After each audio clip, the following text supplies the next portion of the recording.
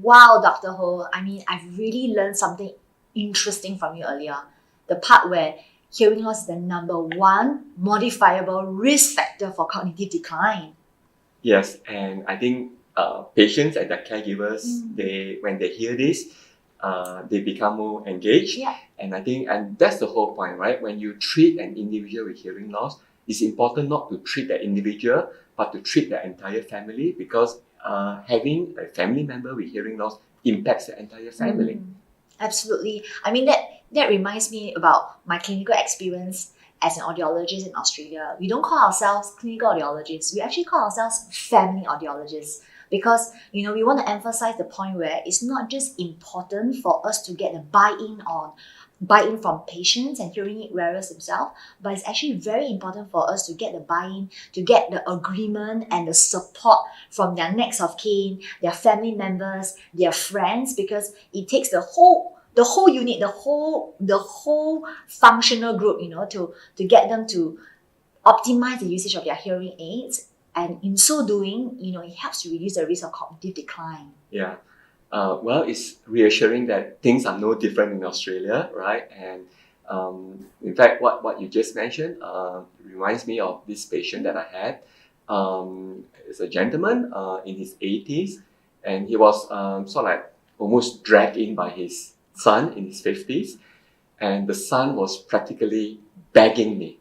He was saying, "Hey, doc, you really need to help us, as in the family. We are looking after our dad, and he has dementia. But you know what's the worst thing? He's pretty deaf as well. And can you imagine how difficult it is to look after dad when, he can't hear you?" And I think the sad thing about this patient, right, is that when we look through his medical records, we realize that, 10, 15 years ago, he has been to see us already. And at that point, he already has quite advanced hearing loss. And the patient was still cognitively strong at that point. Yeah. But the patient was telling us back then that, "Doc, I want to wait till my hearing loss is bad enough before I accept hearing aids." But the sad thing is, by the time they wait till their hearing loss is bad enough, their brain may not be good enough to accept the hearing aid. Yeah. In fact, with this gentleman, he was not cognitively able to understand why he needs hearing aids, let alone to get used to the hearing aid. Oh. And I think that's very sad. It's like almost for him, it's too late to wear hearing aids. So it's actually bad enough becomes too late.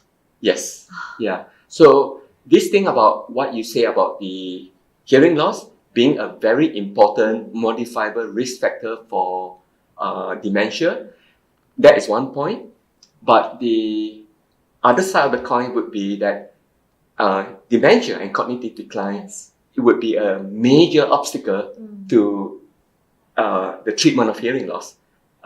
If the patient does not have mental capacity to get used to the hearing aid, it's almost like it's too late to treat the hearing loss. So it's kind of like a symbiotic relationship, right? And it's kind of, or we can say it like a chicken and egg analogy. Yes. You can't hear well, it leads to cognitive decline. But if you have poor mental capacity, then it also affects the outcomes of your hearing. Yes, completely. And I think it's when you can get the conversation with the family, with the patient to this level, I think this becomes a very powerful motivation for the patient and the family to accept the need for treating the hearing loss, and hopefully to treat it early before all the negative effect of hearing loss kicks in. Absolutely right, Dr. Ho.